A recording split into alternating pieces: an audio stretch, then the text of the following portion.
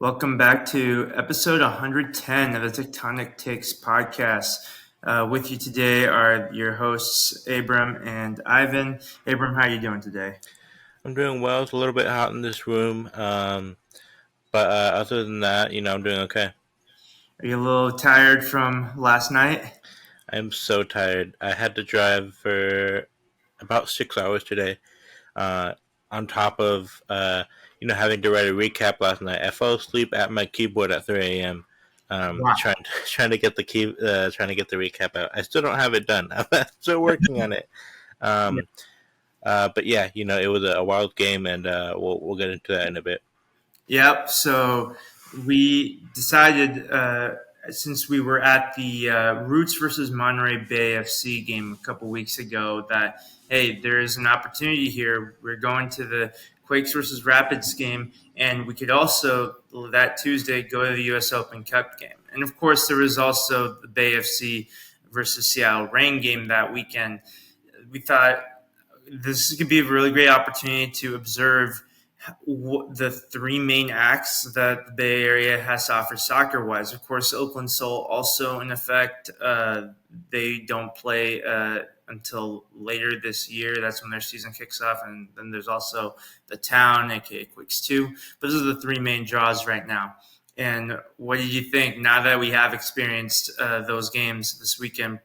We'll focus on the Quakes games and we'll also talk a little bit about the Roots this episode. How was that kind of whirlwind weekend for you? I mean, the weekend obviously a lot of mixed feelings. Mhm. I live in San Francisco in the Excelsior district, which is basically the district that Farolito represents. I've been a Quakes fan my whole life, and I mean, Oakland Roots has a crazy atmosphere whenever I've been there. With very dedicated fans, and they're like dripping with culture that you can see like anywhere you look. It's just Oakland Roots is just like spilling out of the seams of everywhere in the stadium. So definitely a great soccer weekend. Obviously, the Quakes fan, the team who I choose to Yeah. represent on my head, and with the stuff behind me. It's not as great, but as a Bay Area soccer fan who wants to see the game grow in general, it was definitely positive. And this is how you grow the game. You look at every other country that's prominent in soccer, and they have representation across many different levels across their biggest cities, across their biggest metro areas. Like, I don't even know how many teams London has, for example, but they're scattered across the English professional pyramid. And that's from generations upon generations of building the sport. And of course, that's the foundation of soccer, modern soccer, invented by the English, of course, perfected by the Brazilians, as I'll remind you. But here in the United States, for us to have multiple tiers of professional soccer, semi-pro soccer, men's soccer, women's soccer, it shows that there's a lot of tremendous growth. And while Major League Soccer in particular, they have their pluses, they have their minuses in terms of contributing to that growth. You can argue that the Apple TV deal and bringing Messi, how can that not be good for the growth of soccer? But now there's a sense of Major League Soccer. Do they believe they're too big for a competition like the U.S. Open Cup? That's a big backdrop here that we're going to discuss in regards to only 8 MLS teams, San Jose Earthquakes being one of them, entering their senior teams into the U.S. Open Cup. But before we can talk about the U.S. Open Cup, the main thing to discuss is the Earthquakes game last Saturday against Colorado Rapids. Going into that game, I didn't have a ton of confidence that they could beat the Rapids, but more like desperation, trying to will it into existence at this point because you have to win games at home at some point. It doesn't matter whether you're playing the top team in the West, the bottom team in the West, or team in the East, whatever the case may be. If you want to have a respectable season, you have to get results at home. And against the Rapids, they're improved, but they're not invincible. This is a good opportunity to do so, but in the end, it just showed that there's so much work that still needs to be done. Uh, what are your thoughts on the first half, where it was much more palatable of the two, Abram? Yeah, I mean, I firmly believe that we were the better team over 90 minutes by Yes. far. Every goal that Colorado had was honestly, and credit to them, was just a product of their good executioning, rather than glaring mistakes that we made. I think that we could have done a lot better to not let those things happen in the first place. But there wasn't any one thing I could point to for all those goals where like, oh, that's why, or except for the first one. The first one was actually a pretty obvious thing, but it came off of a phenomenal pressing sequence by Colorado, where they saw Marie receive the ball on the left side, and Ivan, I was sitting next to you. Before Marie received the ball, I said, "Uh oh," because I could see all the players set up perfectly around him to press him and force him to give the ball away. Um, And so that was frustrating.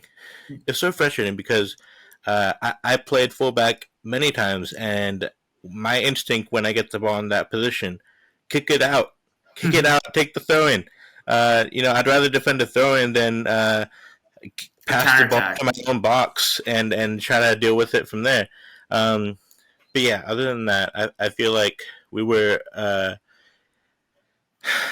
It's hard to say a strong performance when you lose 3-0, but we were way better. I think toward the end of the first half, especially, we were coming up with crazy chances. Just we just couldn't get them right, though. Yeah, that's to the extent that I'll agree with you that in the first half, the Quakes were the better team. Rapids scored through a penalty.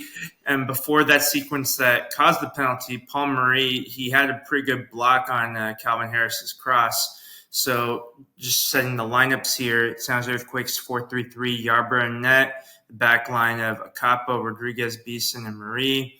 Farrell Morales, Jackson Ewell, and Shakiris, the midfield three. Spinoza on the right, Bobasi up top, Pellegrino on the left. And then for the Rapids, the starting lineup was Stefan in goal, Rosenberry, Bombito, Maxo, and Vines as the back line. Had two holding midfielders with Bassett and Larraz. Harris on the right, Mihailovic through the middle, Cabral on the left, and then Navarro up top. So just looking at these lineups, I figured it was going to be an even encounter. I think that given what the San Jose Quakes managed to achieve last season, making it to the playoffs, this felt like they had the DNA to be a playoff team again this season, but not in serious doubt for obvious reasons right now.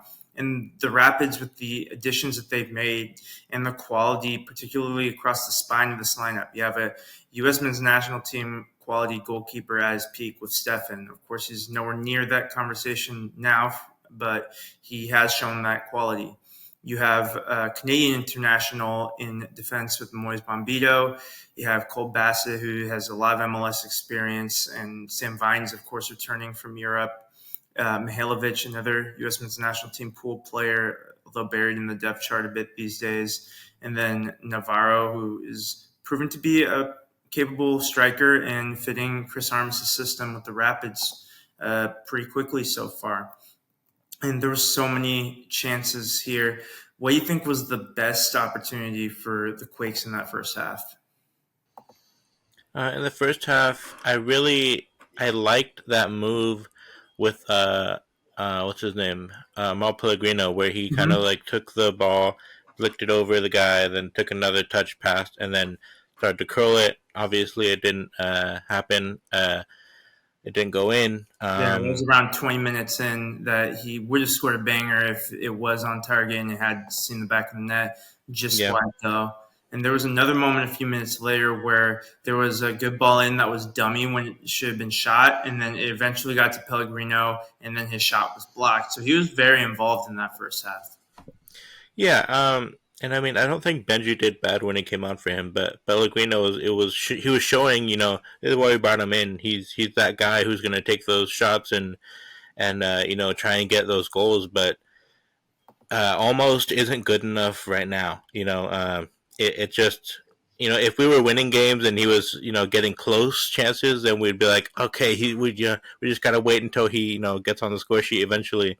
But right now we need goals. We can't say almost. We have to say for sure. And then Earthquakes hit the crossbar. So if you really wanted to stretch a scenario where the Quakes could have won this game, you're thinking, okay, they got questionable penalty, so that was one of the three goals Rapid score, and we hit the crossbar twice, and then it could have theoretically been 2-2. And I could believe that, but the reality of the situation was that the Rapids looked comfortable throughout the game. They were weathering the storm when they had to, and then the second half, they were able to uh, play the game that they wanted to. So I feel like Earthquakes ruled the chances that they missed. I do agree with you mostly that the second half was not our best half, but Mm-hmm. I will say two things that I felt like toward the second half of the second half, so like the last quarter, I felt that we were on the front foot for most of the time. You know, trying to do that thing where we bombard the other goal for a goal. You know, we know we're not going to win this, but we're just trying to save some face, and that happens a lot as a Quakes fan. Right. From you know, from as far as I can remember, we're just bombarding the goal, trying to figure something out. Low probability chances. But I do also want to point out that as we were leaving, I don't if this, you know, if we can't say this, we'll cut it out. But uh, didn't we hear one of our journalists say that their coach said it could have been 3-0 the other way? I don't know if Yes. you remember that, but you know that's how I felt. I felt that there was so many opportunities that we didn't capitalize on, and they capitalized on their few opportunities, and that's what made this game what it ended up being. Yeah, so just for the sake of like, we'll ask for his permission before this is uploaded. But Kevin Nguyen did provide this quote from Chris Armas when he was in the interview that Armas did feel like it could have been 3-0 the other way. And it doesn't really do us any favors right now because we don't need sentimental points. We need real points on the table. But it is something to look to. And I think that it's tough. That's the life of the podcaster in the sense that we have to find reasons for optimism. We have to analyze every angle. We have to look at, what did happen as well as what could have happened. And that's what we do. We talk ourselves into submission here. And for a lot of people, whether you're listening to our podcast, whether you're listening to Epicenter, or you listen to a bunch of podcasts, I hope you listen to as many content as you can, whether it's Quakes content, MLS content, soccer content. But fans do get frustrated when it feels like we're having this sort of Groundhog Day situation where we're trying to look on the bright side when Quakes fans are deservedly pessimistic because we've seen a lot of low quality soccer. We've seen a lot of not getting the results, even if there has been some flash. I think the biggest thing for me right now is that Lucha Gonzalez, he likes to keep, his cards close to his chest. He doesn't want to take too many chances when it's 0-0, when the opportunities present itself to take control of the game. But when the game has kind of gone away, whether it's a 1-goal deficit or further, then he's more than happy to put all the cards on the table, send all the attacking pieces forward, and really go for it. And you want to find that balance, being able to go for it and be very decisive in attack and be clinical, which is the biggest component, clearly, because the Quakes are barely scoring any goals and we're conceding a crap ton of them. You want to have that balance, but it's tough when you see that Lucci is capable of making those decisions, bringing in the subs, tweaking the tactics when you desperately need a goal, but it just feels like too little too late oftentimes. And can't really find that combination where are there players better suited to starting or suited off the bench, or is it just going to be that same pattern where whoever comes on the bench, they're going to see the urgency. They know they're coming into a desperate situation most of the time lately, that they're going to have that juice, but still it's just too much of a task. Do you think that there's anything that can be done still with this current group of players? Do you think that there's growth to be had in certain players like Nico Shakiris, and they're kind of just banking on the experience and the growth for the young players to improve this team before any changes can be made in June or July? I mean, I don't think that we're gonna hit the playoffs at this point. I think you look at last year's table and you see the amount of losses that the other team let in over the course of 38 games or how many ever we play. We've surpassed half of that, half of 50% of the losses that other teams have allowed over the course of a season, and we've done it over the course of That's 7 or 8 tough. games. Mm-hmm. Yeah, so like Seattle, if we were trying to get where Seattle was last year, they got second and they only got 9 losses. that means that we can only lose twice more, and that's not realistic. So this season is it's an uphill battle from here, and I don't even know what the plans are for Lucci going forward, because honestly, you have to consider we might not be seeing him at PayPal Park much longer. You think that there's a chance that even at the midway point of the season, they're looking at someone else?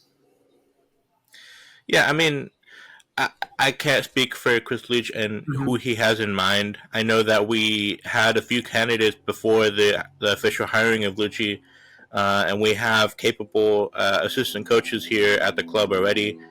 A lot of people want to see Ian Russell. I personally, I don't know. I don't know what his experience is like at an MLS level. Um, but yeah, I think it's a very real possibility because you know Leach can't let us keep losing, and if he's not doing something right, and I'm not. This isn't my personal take. I don't feel like I need Lucci out yet. I don't feel that way yet, Right. but if you are the GM of this team, right, and you see that doesn't matter what happens, what the coach is doing, you lose games, then everyone's gonna look at you like, hey, the guy you hired, he's not putting up results. So then there's a lot of pressure on you to be like, okay, what do I do? Do I put out a statement that we're keeping this guy despite the results? That's not gonna go well. So you kind of have to fire him to feel like there's progress that you have, or that you have ambition to improve the club, because there's not many more options here when you lose so many games at this point of the season. I think the general sentiment is that the problems go above Lucci's level in the hierarchy here, but I don't see him being the solution either. And he's saying all the right things at the press conference. He's backing his players.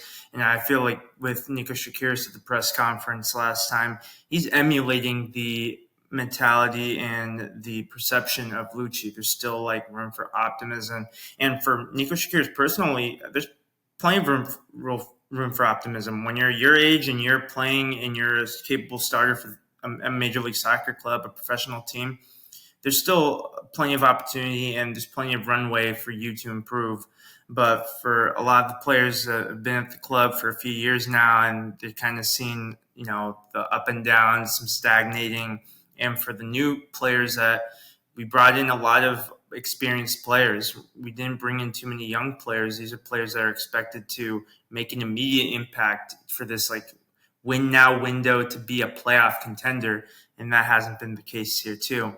And you don't want to put too much blame on the new players yet because it's still early-ish. But at the same time, for the experience that they have and for how many games we're into the season now, we're looking at May pretty soon, that we do expect more of them. So it is pretty tough. And I just want to take a look at the table here because this will give some perspective as to what desperation looks like. So right now, we'll focus on the Western Conference. On the Eastern Conference is a bit more murky because right now the playoff line, ninth is Toronto at 10 points, and DC United on the other side of that 10th is 10 points. And then 11th through 14th is within 3 points of that. So the only team that's dead to rights right now for me is the New England Revolution at 4 points. And even they still have one of the best attacking midfielders in the league in Carlos Gil. So who knows what could happen there. In the Western Conference, so this is what it looks like. LA Galaxy, which is our next opponent, is up top of the table with 15 points.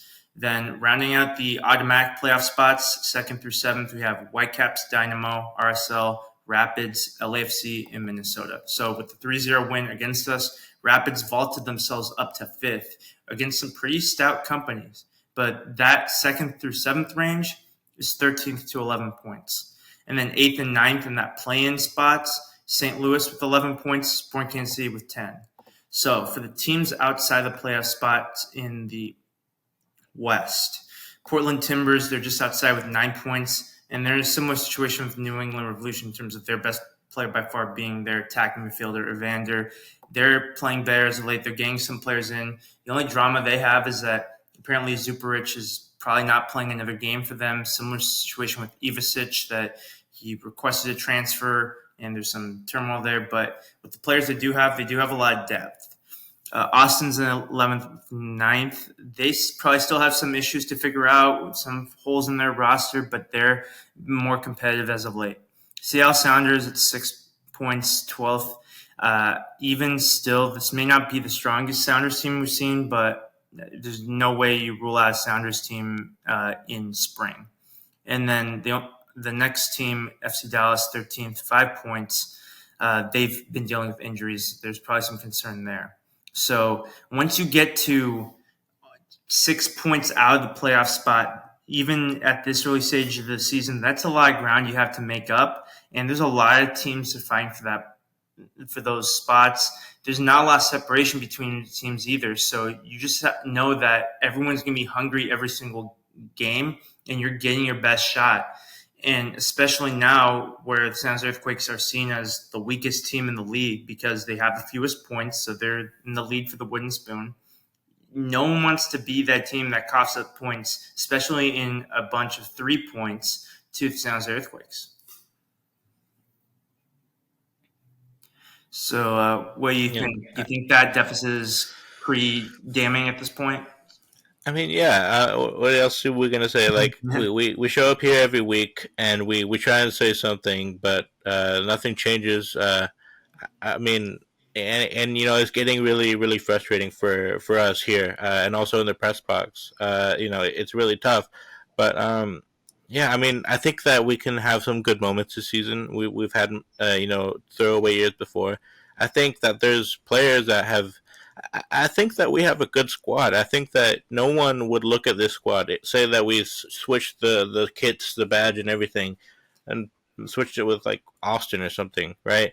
We're like, okay, that's a good squad. Most people would be, kind of nervous to come up against Abobasi, Espinosa, and Grezzo. You know what I mean? And we have good players, but something is wrong. We're where every bounce goes against us, every referee goes against us, and I mean I think that things will regress to the mean at some point, but that doesn't necessarily mean that we're gonna flip to the opposite end and have an amazing season after this. Yeah. It doesn't work that way. We're the positive here is that we're gonna be seeing some draws probably. When things start going well, we'll see one point here, 1 point there. And we should be lucky to have that at this point.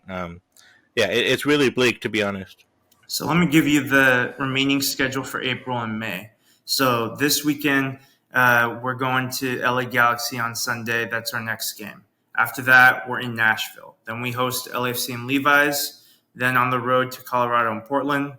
Then we host Orlando City and Austin. And then we close out May with New York City in Yankee Stadium before the international break. Where do you see our first draw coming from and then our next win, if at all, in those 8 games? Can you repeat the 8 games? There was a plane and then you started glitching a little bit. So LA Galaxy away, Nashville away, LAFC and Levi's, Colorado away, Portland away, Orlando at home, Austin at home, and then we finish off in New York City before the international break. So we got a slate of 8 games. Do you foresee a draw in that 8 games? And if so, what's the first game we can look forward to gaining a point or maybe even 3? So it sounds weird to say this, but I think LAFC is a team that is kind of weak right now. Not obviously a strong team compared to us, but they don't have a recognized goal scorer. They have Bogusz, who performed very well recently. Yeah, they have been their Bonga, source goals lately. They have Bonga, who was amazing last season, but our thing is that we're leaking goals. If we can hold them to a scoreless draw, I think that's a realistic possibility. If not, then I see Austin as a good opportunity because they got lucky against us.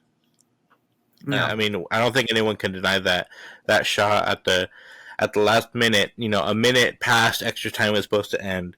a volley into the bottom left right Yeah, corner. Like you don't usually expect that. You can't go into a game expecting, you know, crazy circumstances like that to happen.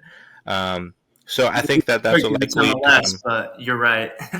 yeah, you know what I mean. Like if we're gonna predict, like you're asking me to do, I Yeah, would predict that Austin is one of the better chances we have to get a point. yeah, and I hate to just say the same answers as you, but I think you're probably on the spot here. I think LAFC at home, maybe we get a draw. We performed really well against them last year at Levi Stadium, and then Austin FC. I think that's probably a good situation to get some get back there, get some revenge, and get the 3 points. Like at this point, screw the revenge. I just want the win, but that would be nice too. Um, Orlando City at home, I have a feeling that they're going to come in and perform well against us. And I just don't have any hope right now against any of the road games. For the next 5 on the road, it's going to be rough. It's going to be very rough, I think. And against the Galaxy, they have been very good. They're at the top of the West for a reason, and there's just no weaknesses in their team right now. Their defense looks really strong. They've been healing up. I think one thing that's been biting the Galaxy in the last season or two is particularly in defense with Martin Caceres. He's getting up there in age. He's been missing some time due to injuries, but he's been healthy and he's been available for them. Their midfield looks pretty formidable.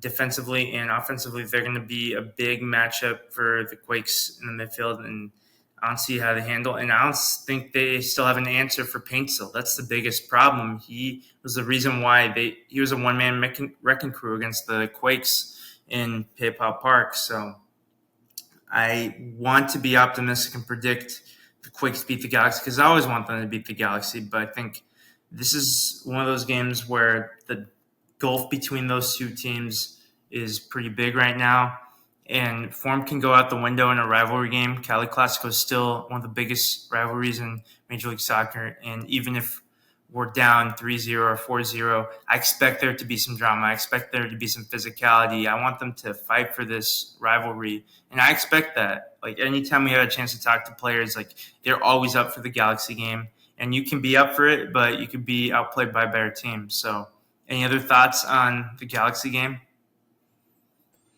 Yeah, I think we should talk about it, for a little bit because people will be expecting that. Yeah, Um, I mean, it's tough. They do have weaknesses.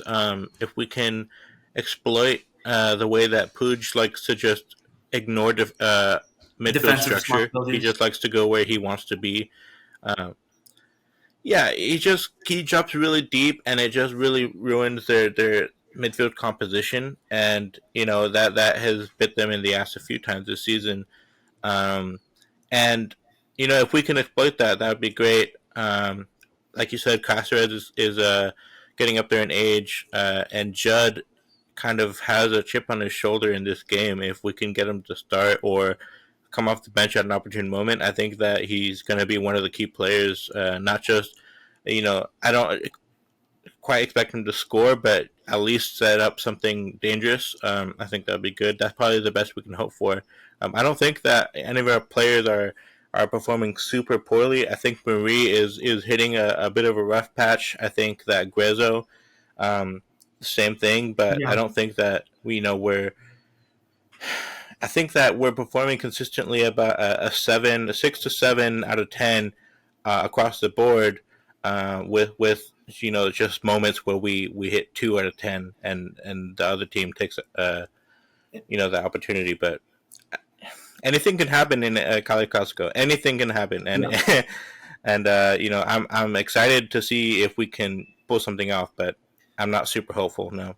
And this is nothing against Jeremy Abobasi, but I think because of what this Cali Classico means and because of his performance in the last Cali Classico, I start pressing Judd because especially if you want Quakes fans to be invested and engaged in this game when they've been not getting results for a while now, that is something that people will still tune in for. Like they see the potential in Preston Judd, and he knows this Galaxy team inside and out. This is a lot of his former teammates. This is going to be something to look out for. And I think that it'll still be a fun match, still be worth watching, and especially for non-Quakes fans, since this will be on a Sunday, that there's going to be a lot more eyes on this game than usual, and that's saying something. And I do want to credit the MLS schedulers that they're still giving this rivalry its due by giving it at least once a season in this time slot where it's not bunched in with the other West Coast 7:30 kickoffs on a Saturday.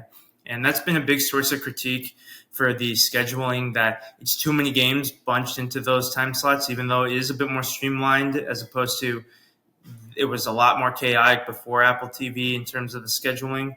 But I do think that it is an opportunity for Quakes to have a big game to look forward to. And before they did lose 4-3 against Austin, the commentator was praising both teams, Austin included, but including San Jose Earthquakes, that there's a lot of entertainment, there's a lot of effort shown there, and that the coaches are proud.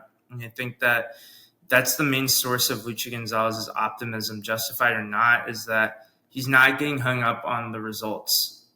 And that's something you do have to pay attention to, because it's the most important thing in sports. It's the most important thing in a lot of professions. Wins and losses, pass or fails. But you also can't be too results oriented to diminish all the hard work that the players are putting in. Yeah, I totally agree. I think that Lucci, if nothing else, is an incredible speaker. The players seem to like him. I don't know how bought in they are in his playing style. That's not for me to judge. I'm not there with them in training, but he's an amazing person, and I really like having him at the club. It's just it's really rough right now. Right, and we can like these people, and we do respect the work that they do.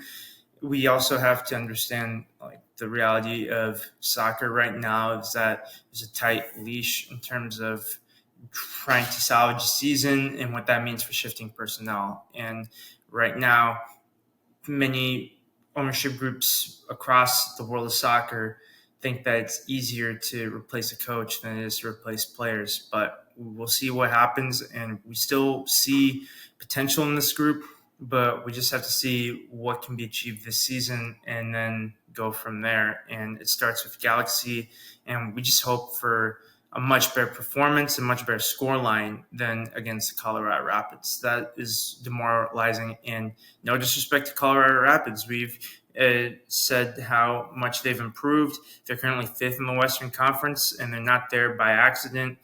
Chris Armas is doing a good job turning this team around, but because of where Quakes fans view themselves in the hierarchy of MLS and trying to find ways that they can win games, if you're looking at Colorado Rapids as an opportunity to get some points on the board, 1 or 3, preferably 3, and then you come out flat and then you end up losing 3-0 and you didn't watch the game and you're checking your ESPN notification, you're like, WTF, like, what's going on? That is deflating. But I think that overall, this Bay Area weekend of soccer, it's been dreams and nightmares. I think that we've seen the whole gambit of emotions, and that was definitely experienced in the Bay FC win over Seattle Reign. Congratulations to them getting their first win at PayPal Park. Abram, did you happen to catch that game at all on TV? You were praising Apple TV, scheduling. When it's not picked up directly by Apple TV, it's not great. So every game so far that I've had time to watch Bay FC has been at the exact same time as the Town FC. Gotcha. And I have an obligation to watch the Town FC. Yes, that's your priority. Understandable. Right, so it's been very tough to catch that game, but I heard a lot of great things. I saw a lot of highlights, and I'm really happy that one of the teams at PayPal Park is finding success this season. It's almost like investment is kind of helpful in some ways. Yes, they definitely invested. They brought in quality players, and a big shout out to our Discord community at the Tectonic Takes Discord, because it doesn't matter what Bay Area team we're talking about. There's people that are heavily invested in each of them. So if you're trying to get into learning more about Bay FC, if you're trying to learn more about Oakland Brutes or Monterey Bay or whatever the case may be, you're going to find people who are passionate about this, and it's genuine. It comes from a place of support. And we do want to be as equitable as possible. Like, we respect the heck out of BFC, and we want to invest more time in it, but rest assured that there are great people that are covering these teams more in depthly. So while this was a great weekend to take a step back and just appreciate all of what the Bay Area had to offer soccer wise in a memorable weekend of action, we're still going to be prioritizing San Jose Earthquakes. However, we do also have to talk about the U.S. Open Cup, which is a competition that San Jose Earthquakes will be in shortly. And maybe this is a look at their potential opponents, because we got to see a U.S. Open Cup game between Oakland Roots versus San Francisco's El Farolito. So what an incredible occasion this was. What was the vibe for you stepping onto Pioneer Stadium in Hayward for this one, Abram? I mean, it was really beautiful. I think that stadium has a unique atmosphere because of the way it's built. Uh-huh. It's mostly no stands. It's mostly trees and grass and stuff. And then in one section, there's just a straight line up and down of seats where the fans go, and so they're super bunched together. It's very intimate, and I mean, you can't not be part of the action. You can't not be in it. There's no bad seats there. Yeah. Um, the atmosphere is amazing. I really didn't expect that from a USL club. No offense. I mean, I have the highest praises for what they've managed to do, because their team gets less resources than our team probably. Let's face it. But they've done a lot with it. And Farolito had a great turnout as well. I thought it was amazing. Yeah, When there was great job by those fans showing up in droves with their energy, their vuvuzelas. Yeah, there was a brief moment when they just started going off with balloons and vuvuzelas and stuff, and Ivan was like boo, and Ivan just started being louder, and then the rest of the route started to be louder to drown them out. But It's the I Oakland mean, in me. yeah, no, I don't blame you at all. If it was a Quicks, I'd do the same thing. Right. Yeah, for me it was a tough game to be partial about. I was doing stats for that game, so my only priority was don't go to penalties, because it was too much for me to handle at that time. But no, I have an affinity for both teams at this point. Yeah. And I mean, the game didn't disappoint. It was super highly contested. The levels were there. You could see, despite being an amateur team, they played like true professionals, and it was they didn't lay down. Right. So tell us a little bit more about what the stat taking entailed for you, and what was something you enjoy about it, or what was the stressful parts about it? Because it was a mix of both, huh? I mean, I enjoy that I'm gonna get paid at some point. There, So keeping it real. Yep. TikTok I, there. if anyone has been part of my live streams or done anything with me live or met me as a person, I have terrible ADHD and I have a super hard time focusing. Um, and so taking stats is very hard for me because I can't take my eyes off of the game. Every sub in, every penalty, every goal that's scored, I have to keep track of who scored it, what part of their body they scored it with, what time it is, who gave the assist, what time they gave the assist, if it even counts as an assist.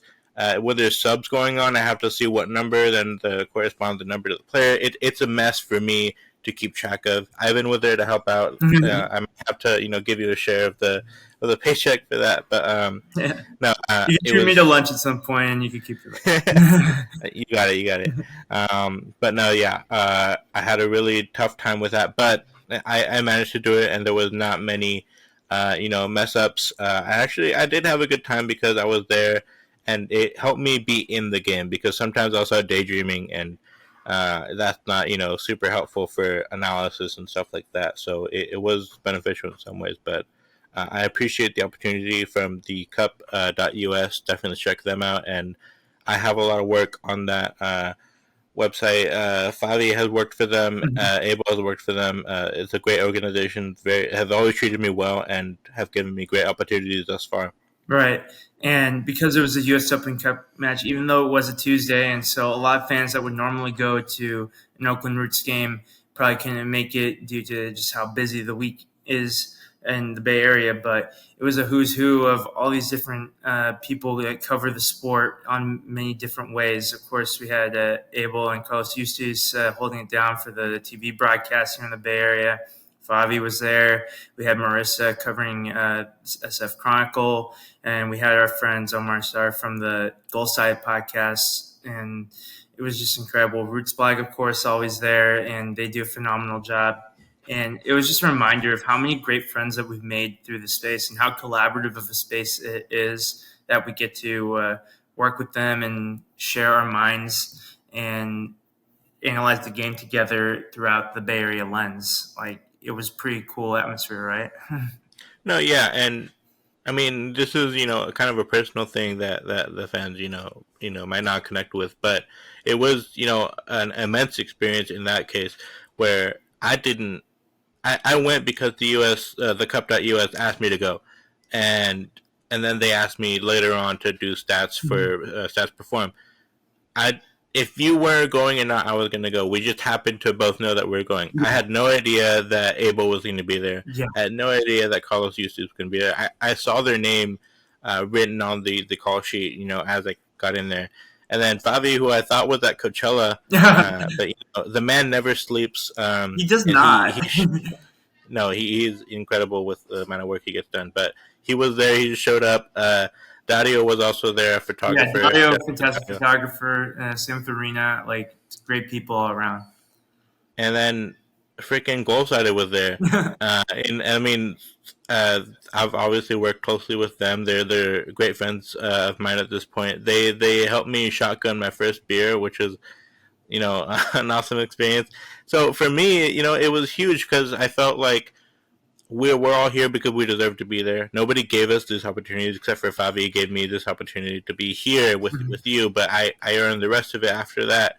And we were all asked to be there, and it kind of like we are the guys. We are the guys in the Bay Area who do these things. And obviously there's more people who weren't there who, are obviously very capable as well.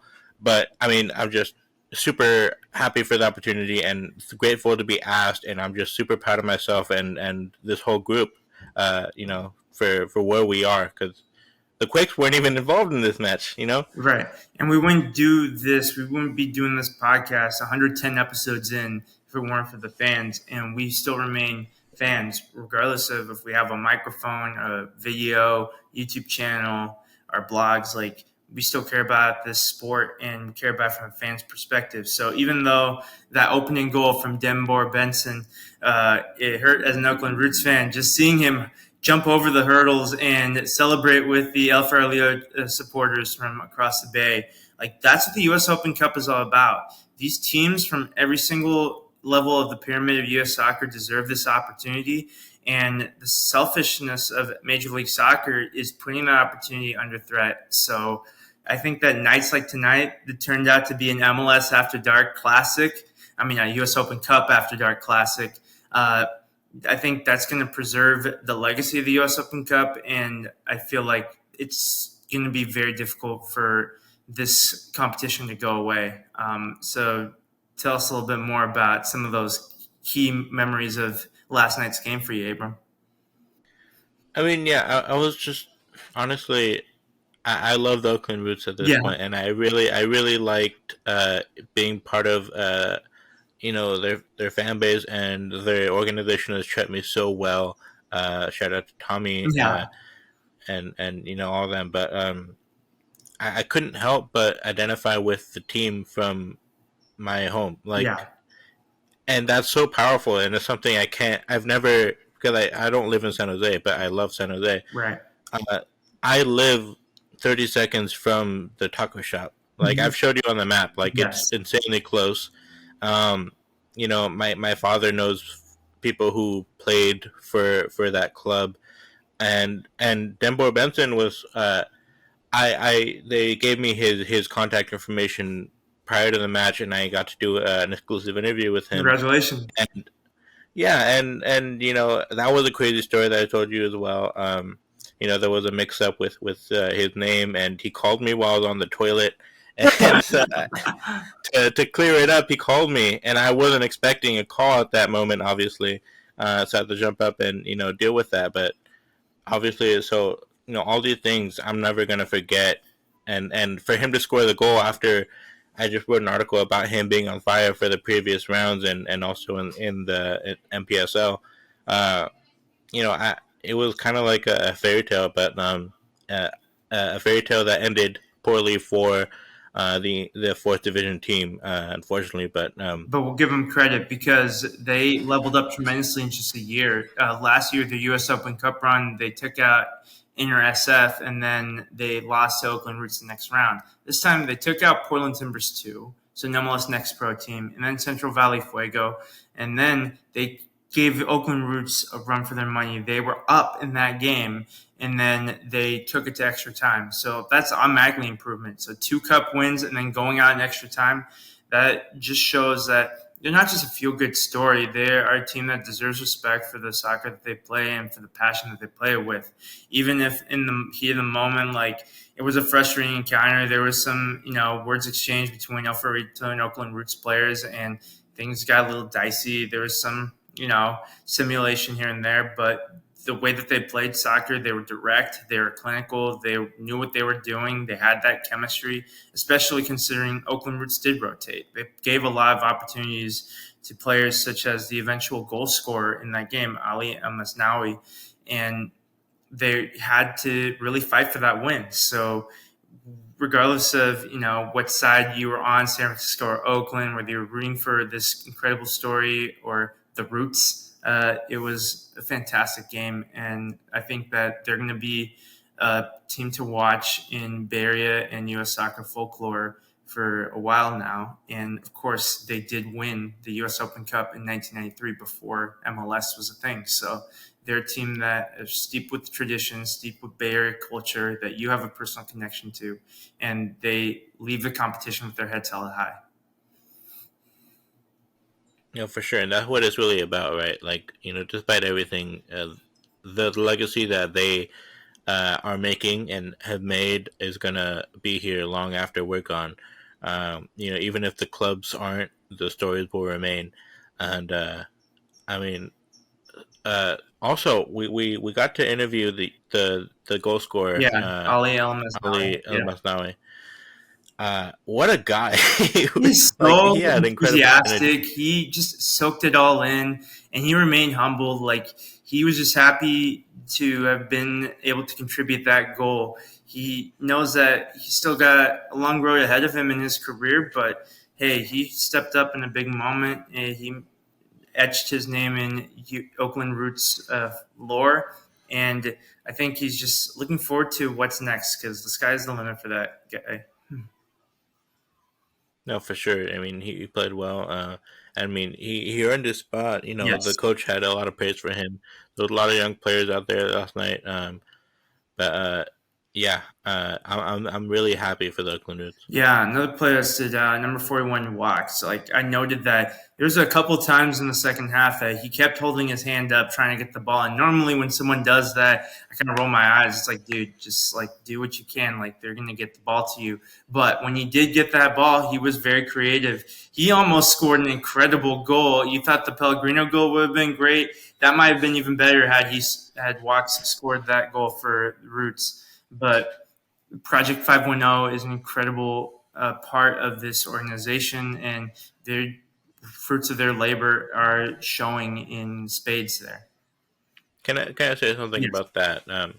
Last year, I had an opportunity to do stats for a Project 510 game, and I noticed there was a lot of players there. I had their sheet, the roster sheet.